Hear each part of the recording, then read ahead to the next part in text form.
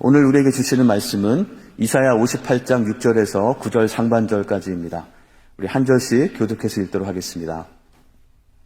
내가 기뻐하는 금식은 흉악의 결박을 풀어주며 멍에의 줄을 끌어주며 압제당하는 자를 자유하게 하며 모든 멍에를 꺾는 것이 아니겠느냐.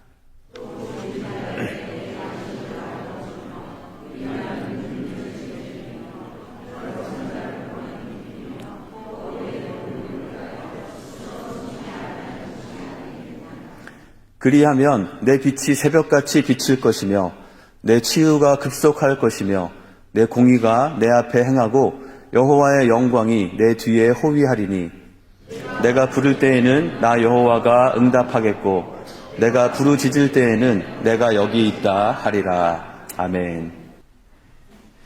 제가 2025년을 특별히 시작하면서 하나님께서 우리에게 50주년, 우리 희년을 맞이하면서 주의 은혜의 해를 주신 것을 생각하고 하나님께서 그 은혜의 해가 우리에게 정말 실질적으로 구체적으로 임하기를 사모하며 저희가 매일 말씀을 묵상하고 주님 앞에 나가고 있습니다. 특별히 주님께서는 이 은혜의 해, 희년이 시작할 때 우리에게 중요하게 말씀하신 것이 바로 자유를 공포하라고 하신 것이죠. 우리의 삶의 모든 그 어떤 것으로부터 얽매임이 없도록 하기를 원하셔서 그것을 공포하시고 희년이 될 때마다 그런 은혜를 주셨던 것입니다. 예수님께서도 요한복음 8장에서 우리가 정말 참된 진리를 알 때 우리에게 매 순간마다 희년이 임하는 것처럼 우리가 그 어떤 것에도 얽매이지 않는 그 자유함 가운데 살아갈 수 있을 것이라고 우리에게 말씀해 주셨습니다. 주님께서 우리에게 주시는 그 자유함을 사모하며 저희가 함께 말씀을 보고 있습니다. 우리에게 자유함을 빼앗는, 우리가 자꾸 무엇인가 얽매이게 하고 속박하는 것들이 어떤 것들이 있을까요?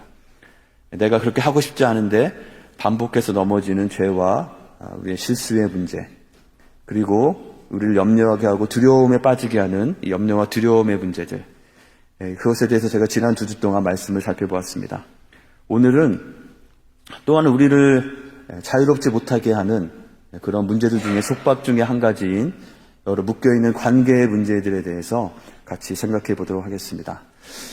이것은 마치 저 그림에 있는 예쁜 그 나비가 활활 날아가야 되는데 거미줄에 이렇게 걸리면 그것에 얽매여서 움직이지 못하게 되는 그런 모습과 비슷하다고 하겠습니다. 또는 거미줄에서 벗어나긴 했는데 여전히 날개 한쪽에 거미줄이 붙어 있어가지고 날개짓을 하긴 하는데 뭔가 자연스럽지 못하고 뭔가 거추장스러운 것이 여전히 남아있는, 이것이 특별히 우리의 관계들 가운데 자유하지 못하고 무언가 묶여있는 것이 우리에게 있을 때 우리에게 나타나는 그런 현상이 아닌가 생각이 됩니다. 주님께서는 우리가 그 모든 관계로부터 자유함을 얻고 그 어떤 것도 얽매이지 않는 그런 자유함 가운데 나아가기를 원하시는 줄 믿습니다. 우리가 어떻게 그러한 자유를 얻을 수 있을지 그 말씀을 같이 살펴보도록 하겠는데요. 아마 이제 이 주제를 말을 하면 아마 이 기도를 떠올리시는 분이 많이 있으실 것입니다. 어떤 기도일까요? 주기도문이죠. 우리가 아주 자주 하는, 새벽 기도 때마다 하고 수예배 때마다 하고 아마 개인적으로 기도하시면서도 많이 하시는 그 주기도문의 내용 중에 이런 내용이 있죠. 우리 같이 한번 읽어볼까요? 우리가 우리에게 죄 지은 자를 사하여 준 것 같이 우리 죄를 사하여 주시옵고. 우리는 기도할 때마다 이렇게 기도하고 있고 예수님께서는 이렇게 기도하라고 가르쳤습니다. 우리가 우리에게 죄 지은 자를 사하여 준 것 같이 우리 죄를 사하여 주시옵고.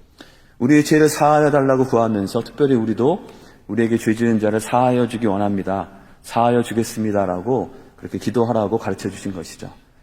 아마 작년 이맘때쯤인 것 같은데요. 제가 작년 초에는 주기도문에 대해서 한 구절씩 같이 우리가 말씀을 나눴던 기억이 나는데, 그때 이런 연극을 같이 봤었죠. 연극 영상 기억나십니까? 한 여자분이 하루 일과를 시작하면서 원래 하던 대로 주기도문을 했는데 갑자기 응답이 오는 것입니다. 하늘에 계신 우리 아버지여 했는데 하나님께서 왜 그러니? 이렇게 대답을 하면서 대화가 시작됐던 그 연극이 아마 기억나실 것입니다. 혹시 기억이 안 나시면 우리 교회 홈페이지에 영상을 올려놨으니까 한번 찾아서 보시기 바랍니다. 쭉 기도의 내용들이 쭉 이어지던 중에 이제 가장 기도하기 싫던 부분이 나오게 되죠. 우리가 우리에게 죄 지은 자를 사하여 준 것 같이 우리의 죄를 사하여 주옵시고 라고 하자마자 하나님께서 자 그러면 베스에 대해서 어떻게 생각하니? 라고 대화를 시작하시자 그럴 줄 알았어요 라고 하면서 이렇게 버럭 화를 내는 그 장면이 아마 기억이 나실 것입니다. 여러분, 이 용서, 죄를 사하여 주는 것, 바로 이것이 우리가 단계의 자유함을 얻기 위해서 우리에게 꼭 필요한 그런 부분이기 때문에 예수님께서는 우리에게 이렇게 기도하라고 하시고, 또 우리가 그렇게 기도할 때, 그렇게 구할 때, 또 용서하고 사하여 줄 때 우리에게 자유함을 주십니다. 그런데 여러분, 용서라는 단어를 딱 들으면 어떤 생각이 먼저 드십니까? 어떤 것이 먼저 연상되시고 어떤 감정이 먼저 드시는지요? 아마 크게 두 가지 생각이 드실 것입니다. 첫 번째는 정말 놀라운 은혜이다. 용서라는 단어를 들 때마다 내가 받은 그 용서, 내가 정말 잘못해서 그것 때문에 어떻게 할까 정말 전전긍긍하고 있었는데 그것이 아무것도 없는 것처럼 되었던 그런 생각들을 하면서 너무나 감사한 은혜가 떠오를 수 있을 것입니다. 그런데 또 한편으로는 또 다른 상황에 대해서 용서를 생각하면 굉장히 불편하고 거부감이 드는 생각도 드실 수 있을 것입니다. 내가 받은 용서에 대해서는 굉장히 은혜롭고 또 감사하지만 내가 누군가를 용서해야 되는 상황이 된다고 할 때 용서하고 싶지 않은 그런 우리의 본성과 싸우면서 굉장히 거부하고 싶은, 별로 듣고 싶지 않은 그런 생각이 동시에 들기도 할 것입니다. 여러분은 어떠하신지요? 이 용서에 대해서 우리가 잘 이해하는 것이 필요하겠습니다. 먼저 용서에 대한 몇 가지 오해들이 있을 수 있는 것 같은데요. 용서는 이러한 것에 대한 것이 아니라는 것을 몇 가지 저희가 좀 살펴보고, 용서는 우리가 용서한다고 해서 어떻게 한다는 것이고 우리는 왜 어떻게 용서할 수 있을지에 대해서 같이 말씀을 나눠보겠습니다. 첫 번째로 용서에 대한 오해 중에 우리가 이런 생각을 하는 경우들이 있죠. 특별한 이유는 없는데 그냥 싫고 그냥 불편하고 그냥 미워 보이는 사람이 있을 수 있습니다. 다행히 다 저만 바라보시고 옆에 분은 보지 않으시는군요. 그 옆에 사람 보시면 오해하시니까 보지 마시고, 특별한 이유는 없는데 아무 이유 없는데 그냥 좀 불편하고 싫은 사람이 있기도 한 것 같습니다. 자, 그러면 나는 과연 그 관계를 어떻게 해결할 수 있을까? 어떻게 용서를 적용할 수 있을까? 어떻게 해야 될까요? 이것은 용서와 아무 상관이 없는 일입니다. 이것은 그저 나의 편견이고 나의 판단이고 나의 시기하는 마음이고 나의 사랑이 없기 때문이고 나의 마음이 완악하기 때문인 것입니다. 만약에 특별한 이유 없이 그냥 누군가가 그냥 싫다면 그 용서에 대해서 고민하실 것이 아니라 하나님 앞에 나아가서 나의 상태 그대로 인정하고 하나님 앞에 회개하시기 바랍니다. 이것은 용서에 대한 문제가 아니고 나의 사랑이 없는 나의 시기심의 문제인 것이죠. 용서에 대한 또 한 가지 오해는 이런 것들이 있습니다. 용서는 그냥 어떠한 잘못도 무조건 그냥 없는 것으로 덮어주는 것이 아닌가. 그렇다면 그것은 과연 그렇게 해도 되는 것인가. 실제로 어떤 사람들은 이런 잘못된 용서들은 오히려 악을 더 키울 수 있다고 하면서 용서하면 안 된다고 용서를 반대하는 그런 주장을 하는 사람들도 있는 것이죠. 용서는 그냥 무조건 아무것도 잘못이 있는데 잘못이 없는 것이라고 그냥 없는 것처럼 하는 것이 아닙니다. 우리는 잘못된 것들과 죄악들과 또 우리에게 해를 끼치는 것들과 또 내가 다른 사람에게 해를 주는 것들, 그런 하나님께서 원치 않는 모습들에 대해서 분명히 분별할 필요가 있는 것이죠. 그리고 그런 영향력으로부터는 우리는 거리를 두는 것이 필요합니다. 예수님께서도 십자가에서 우리의 모든 죄를 대신해서 죽으시고 우리가 주님 앞에 나올 때 모든 죄를 사하시지만 그것이 우리가 어떤 죄를 이제 막 지어도 된다는 것을 의미하는 것이 아닌 것이죠. 죄는 여전히 죄이고 그것은 하나님께서 정말 싫어하시는 것이고 예수님을 다시 십자가에 못 박는 것과 같은 해서는 안 되는 그런 행동인 것입니다. 그래서 용서는 정의에 대해서 눈을 감으며 피해를 준 가해자, 학대자의 책임 회피를 돕는 것이 아니라는 것을 우리는 이해해야 할 것입니다. 용서는 그렇게 함부로 남발하면서 그저 자신의 면죄부를 얻도록 하기 위해서 생각하는 그런 것이 아니라는 것입니다. 그래서 성경에서는 이렇게 말씀하고 있죠. 고린도전서 13장에서 사랑이 무엇인지에 대해서 가르치시면서 사랑은 불의를 기뻐하지 않고 진리와 함께 기뻐하는 것이다 라고 말씀합니다. 불의가 있는데도 그냥 아무렇지 않은 것처럼 그냥 괜찮다고 하면서 그냥 덮어주고 괜찮다 하는 것이 사랑이 아니라는 것이죠. 그것은 그 사람을 오히려 더 파멸로 이끄는 것이 될 수 있는 것입니다. 그리고 잠언 27장에는 면책은 숨은 사랑보다 나으니라 라고 말씀합니다. 여기서 면책은 어떤 책임을 면해준다는 그런 면책이 아니고 면전에서 책망하다라는 뜻입니다. 마주해서 잘못된 것을 잘못이라고 지적하는 것을 말하는 것이죠. 숨은 사랑도 귀하지만 때로는 어떤 경우에는 그 사람과 대면해서 잘못된 것을 지적해 주는 것이 그 사람에게 더 귀하고 유익이 될 수 있다고 말씀하고 있는 것입니다. 용서는 잘못된 것이 있는데 그냥 무조건 덮어주고 그냥 넘어가는 것이 아니라는 것이죠. 용서에 대한 또 한 가지 오해는 이런 생각들이 있습니다. 용서하지 않는 상대에게 용서를 요구할 수도 있을까요?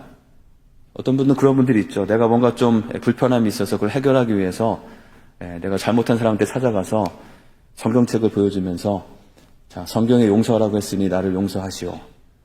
자, 어떨까요? 그것은 용서에 대한 굉장히 큰 오해이고 잘못된 적용인 것이죠. 우리는 다른 사람에게 나를 용서하라고 요구할 수 없습니다. 잘못에 대해서 우리에게 필요한 것은 내가 정말 무엇을 잘못했다면 정말 철저하게 잘못을 인정하고 진심으로 진정으로 사과하고 내가 피해를 준 것이 있다면 피해를 보상하려고 하는 노력들이 먼저 있어야 하는 것이죠.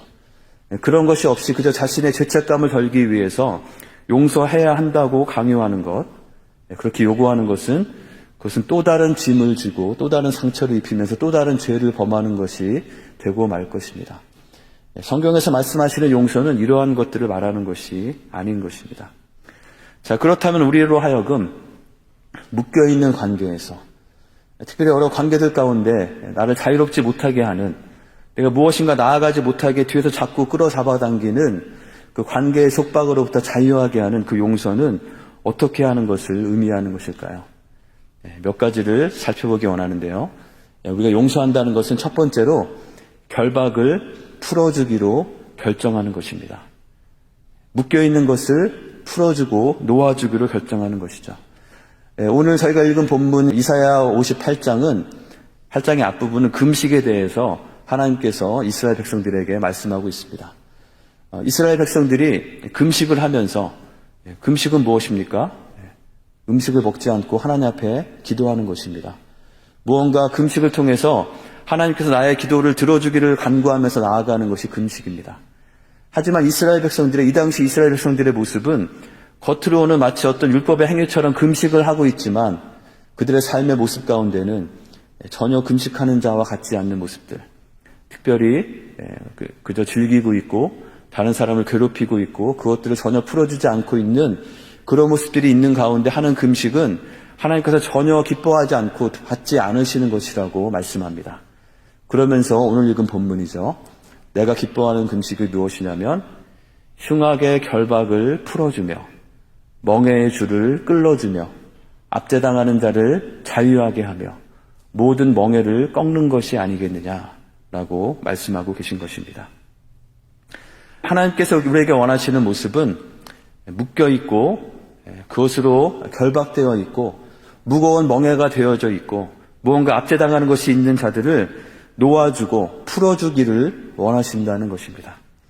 우리의 관계 가운데서 이 뭔가 얽매여 있는 그 관계들 가운데서 자유함을 얻기 위해서는 우리가 용서한다는 것은 바로 이렇게 주님께서 우리에게 원하시는 뜻대로 내가 놓아줄 수 있는 것을 놓아주고 풀어주기로 결정을 하는 것입니다.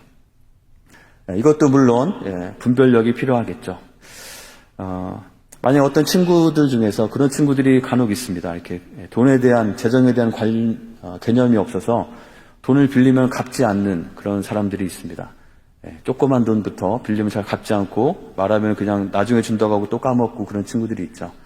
자, 그런 친구들에 대해서 내가 나쁜 마음을 갖고 다시는 상종하지 못할 사람으로 그렇게 생각하고 그렇게 한다면 그것은 그에 대해서 내가 그가 한 것보다 더 이상의 어떤 결박을 갖고 그를 압제하고 멍에를 올려놓은 것과 같은 것이 될 수 있을 것입니다.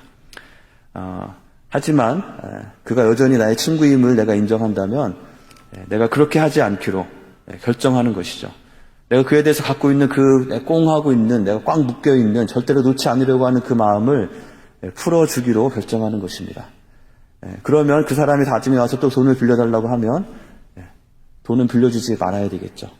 하지만 그 사람과 같이 축구는 할 수 있을 것입니다. 같이 운동을 할 수 있고 다른 것은 할 수 있는 것이죠.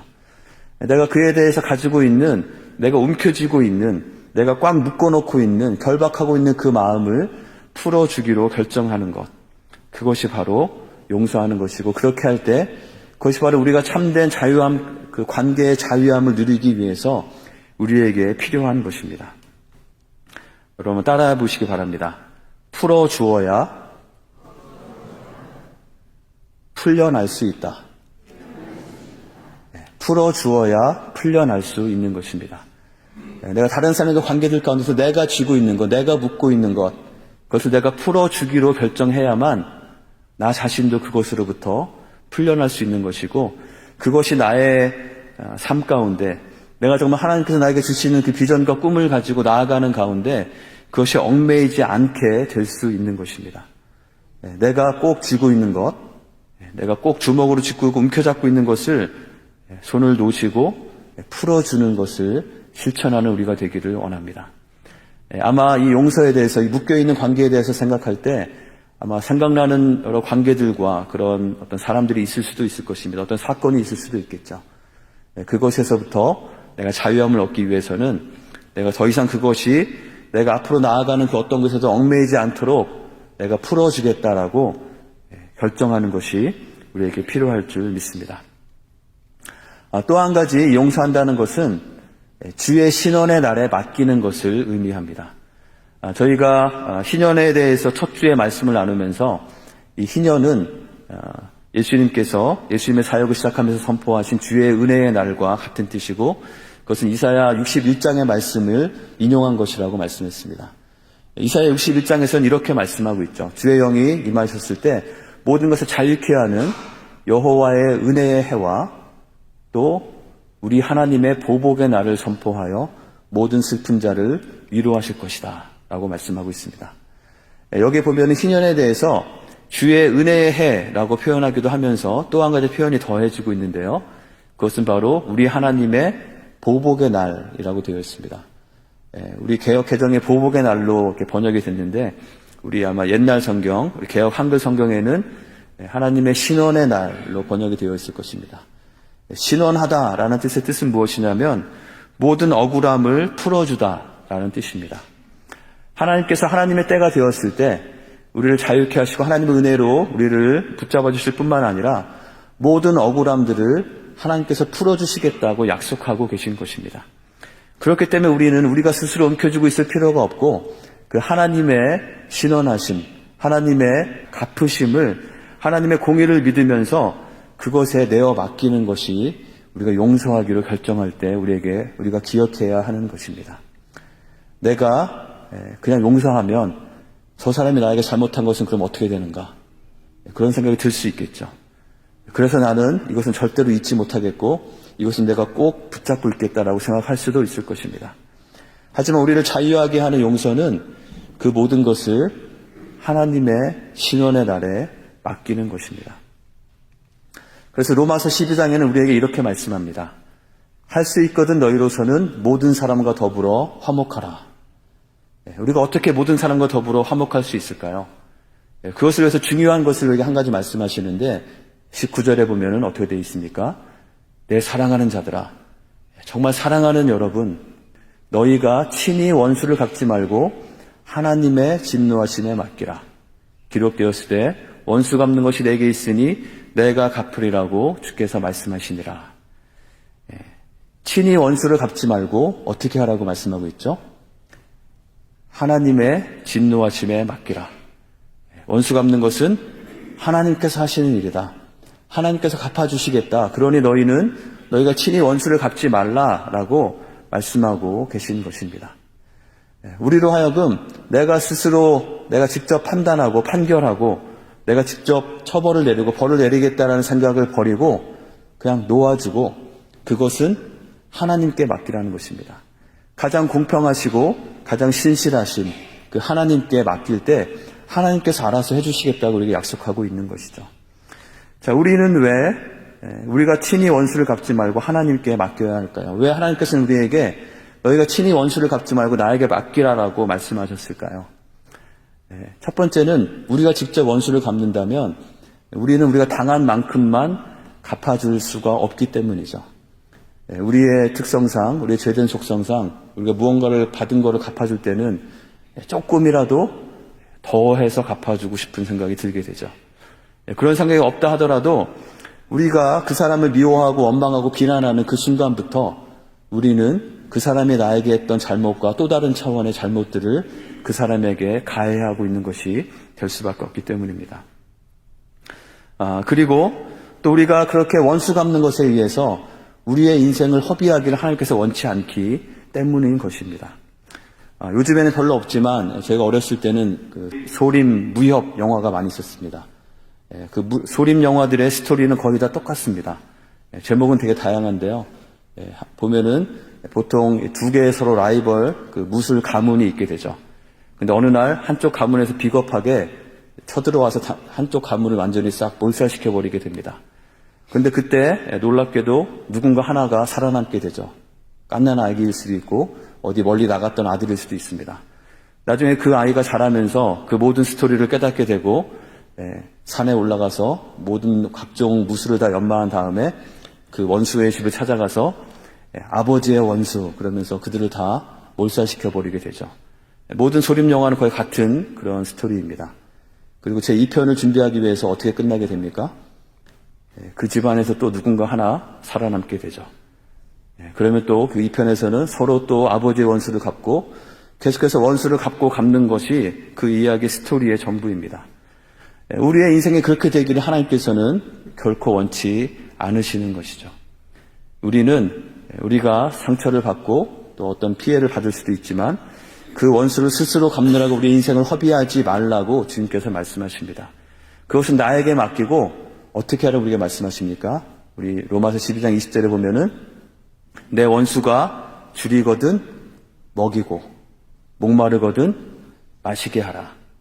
그리함으로 내가 숯불을 그 머리에 쌓아 놓으리라. 악에게 지지 말고 선으로 악을 이기라 라고 말씀하고 있는 것이죠. 내가 스스로 원수 갚지 말고 내 원수가 줄이거든 오히려 그를 먹이고 그가 목말라 하거든 마실 것을 주어라. 그렇게 함으로써 어떻게 한다고 표현하고 있습니까? 숯불을 그 머리에 쌓아 놓으리라.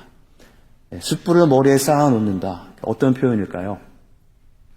내가 그 위에 계속 숯불을 쌓아 놓아서 그가 그것을 잘 받아들이면서 돌이키고 다시 돌아오면 괜찮겠지만 그렇지 않는다면 하나님의 진노와 하나님의 형벌을 더 쌓게 되는 것이 된다는 것입니다.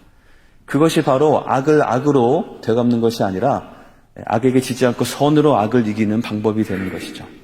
내가 스스로 그 사람에게 안갚음하고 내가 스스로 내가 직접 그 사람을 어떻게 하겠다고 결정하고 그렇게 행하는 것이 아니라 하나님께서 하실 것을 내가 믿음으로 하나님께 맡기고 나는 선으로 그 악을 이기는 삶.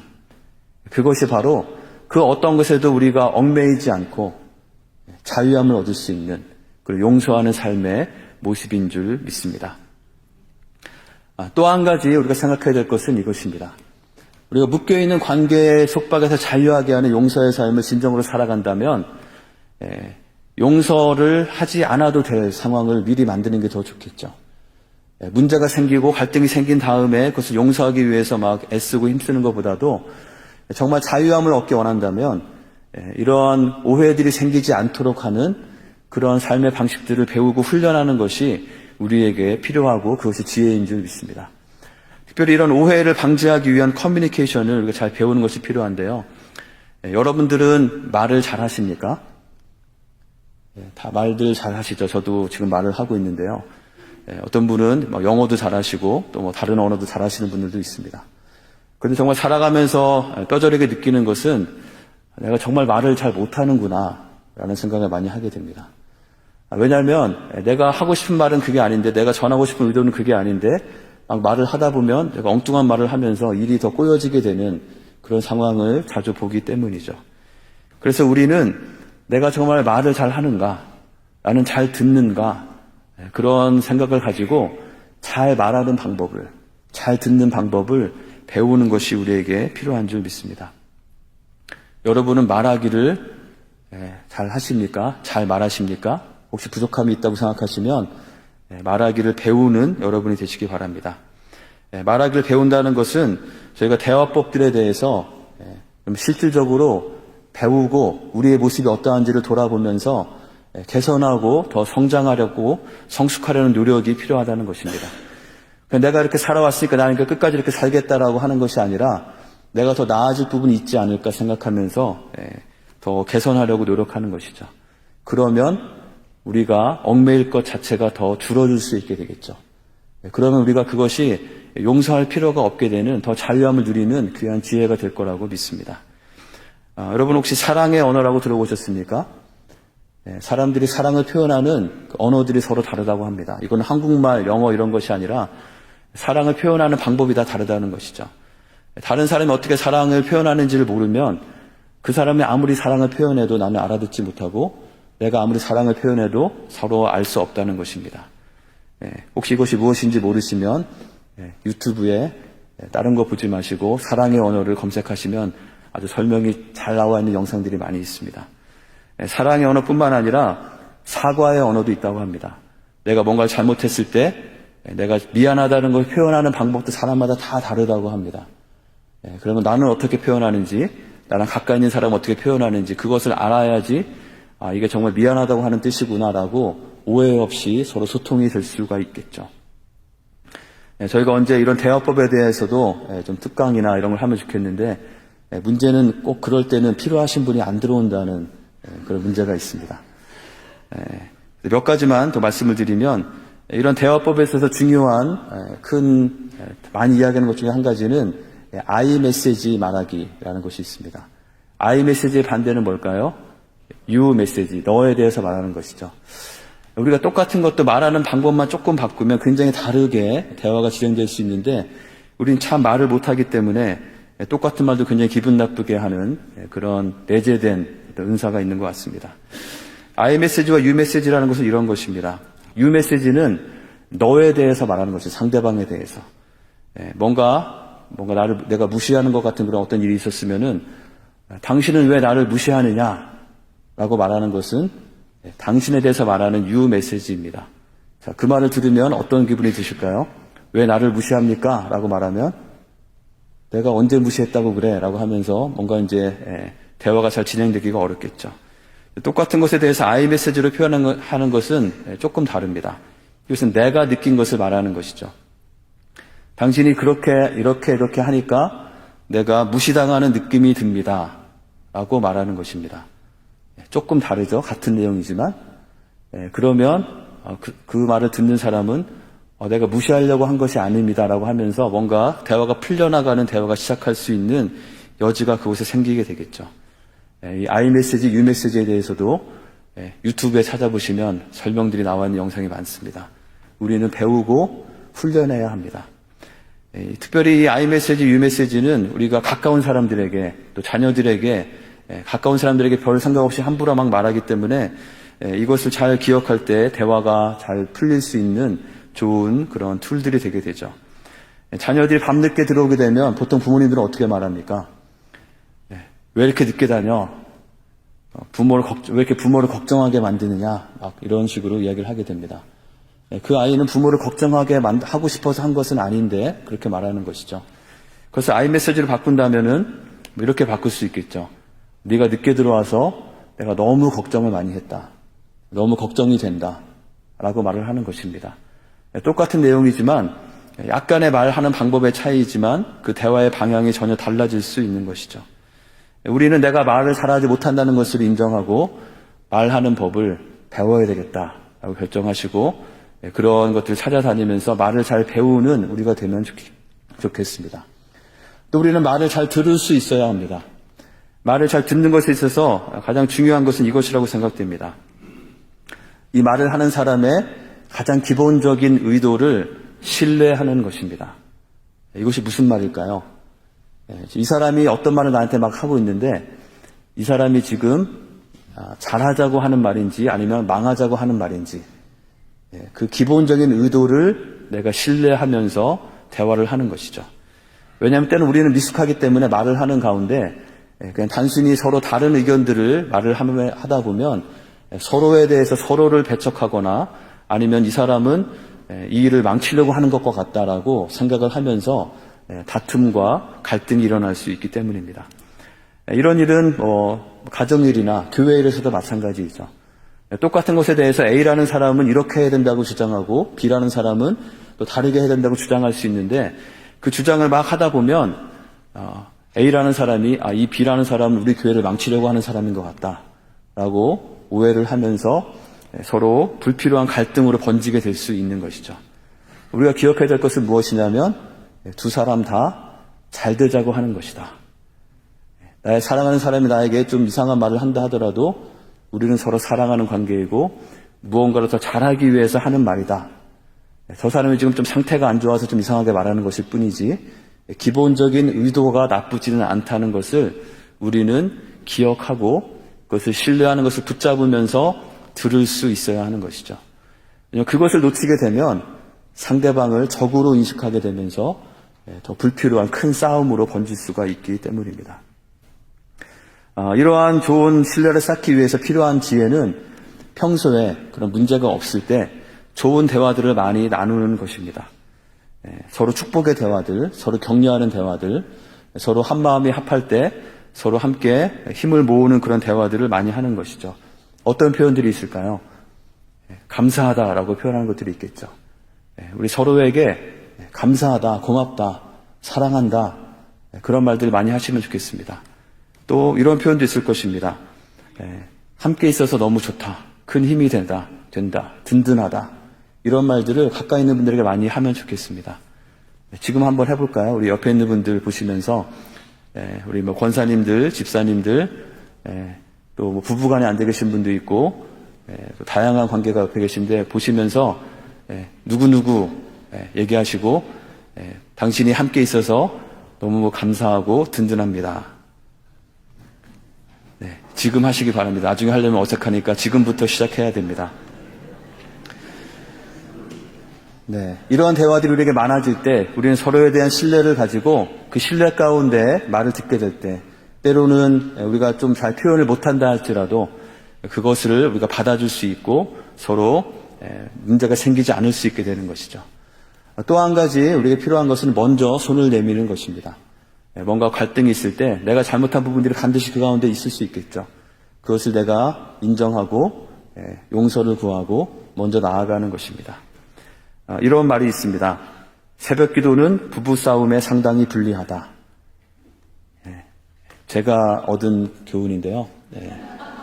새벽 기도를 하게 되면 하나님 앞에 나가서 기도하다 보면 내가 잘못한 것이 생각이 나고 그럼 꼭 먼저 잘못을 인정하고 화해하라는 그런 강한 음성을 주시게 되죠.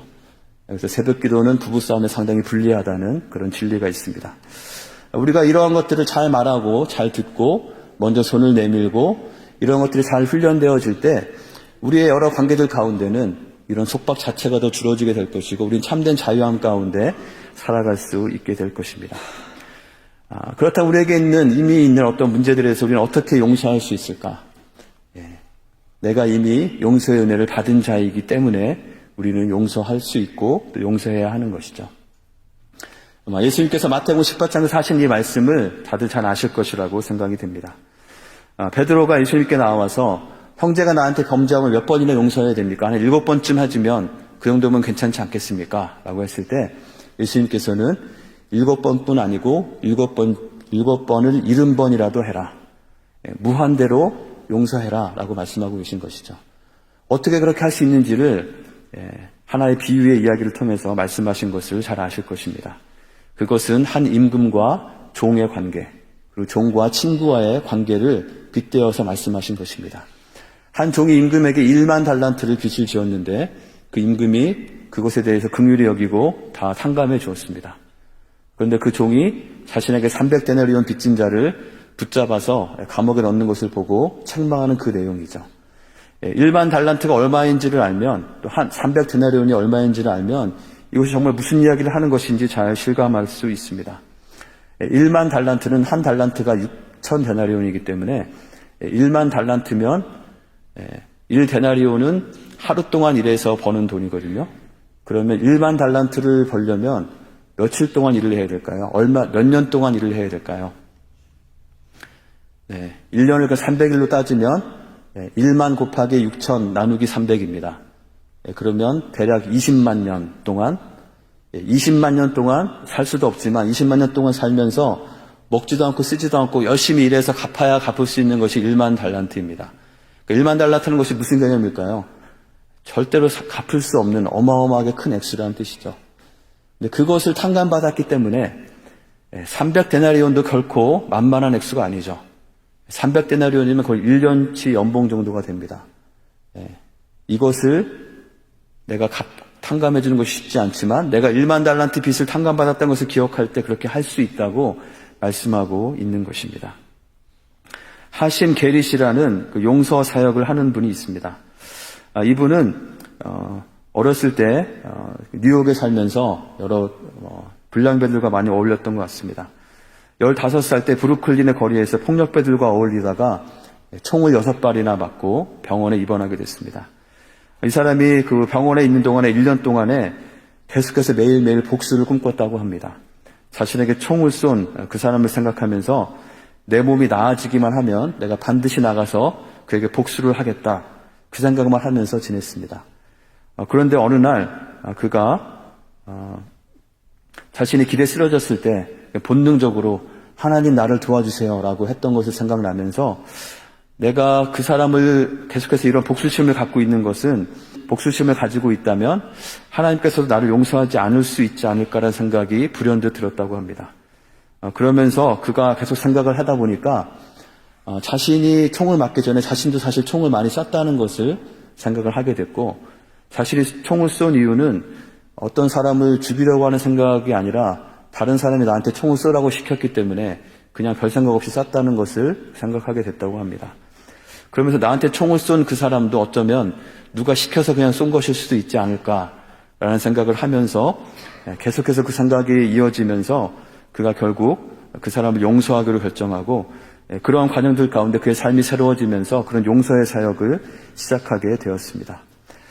우리도 내가 누군가를 정죄하고 그 사람에 대해서 내가 놓지 않고 붙잡고 있는 것이 있다고 할 때 사실 우리 자신에게도 그런 문제들이 똑같은 또 다른 면에서 어쩌면 더 큰 문제가 있을 수 있다는 것을 기억하면서 그러한 우리를 받아주신 하나님의 은혜를 기억하며 우리도 그것을 놓기로 결정하는 것, 내가 끝까지 그것을 붙잡고 있지 않기로 결정하고 하나님께 모든 것을 맡기고 나는 자유함을 선택하는 것이 우리에게 필요한 줄 믿습니다. 또 우리가 용서해야 될 중요한 이유가 한 가지 더 있는데요. 그것은 이런 용서할 때 묶인 것을 풀어주고 놓아줄 때 우리에게 놀라운 하나님의 축복이 약속되어 있기 때문입니다. 오늘 본문 뒷부분입니다. 나에게 기뻐하는 금식이 무엇인지 말씀하면서 모든 묶인 것을 풀어주고 줄인 자를 돌보는 것이라고 말씀하시면서 그렇게 하면 하나님께서 이렇게 하시겠다는 약속이 주어져 있습니다. 우리 같이 한번 8절 9절 하나님의 약속을 같이 한번 읽어보겠습니다.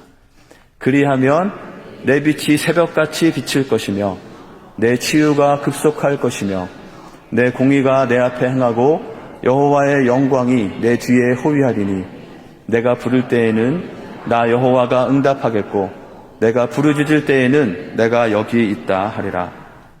네, 바로 진정한 그 금식의 목적대로 하나님께서 들으시고 우리의 기도에 응답하시고 우리와 함께 하시고 우리를 밝게 빛나게 하시고 우리의 아프고 연약한 부분들이 치유되게 하시는 하나님의 영광이 우리를 호위하시는 그런 약속이 우리에게 주어지고 있는 것입니다.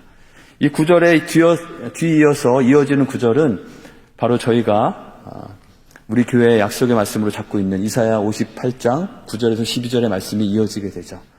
만일 내가 너희 중에서 멍에와 손가락질과 허망한 말을 제하여 버리고 멍에 무겁게 하는 것들과 손가락질하는 그런 비난들과 허망한 말, 아무런 도움이 되지 않는 원망과 쓴뿌리가 나게 하는 그런 모든 말들을 다 제하여 버리고 다 그런 것들 놓아주고 줄인 자에게 심정을 동하고 괴로워하는 자의 심정을 만족하게 하면 어떻게 약속합니까? 여기서는 내 빛이 흑암 중에서 떠올라 내 어두움이 낮과 같이 될 것이며 우리 안에 있는 그 어둠도 하나님께서 낮과 같이 빛나게 하실 것이고 여호와가 너를 항상 인도하여 메마른 곳에서도 내 영혼을 만족하게 하며 환경에 상관없이 어떤 척박한 환경 가운데도 우리 영혼에 하나님께서 주시는 참된 만족함을 주실 것이고 내 뼈를 경고케 하실 것이고 내가 흔들리지 않는 주님께서 주시는 힘으로 붙잡아 주시는 그런 삶을 살면서 너는 물된 동산 같겠고 물이 끊어지지 아니하는 샘 같을 것이라.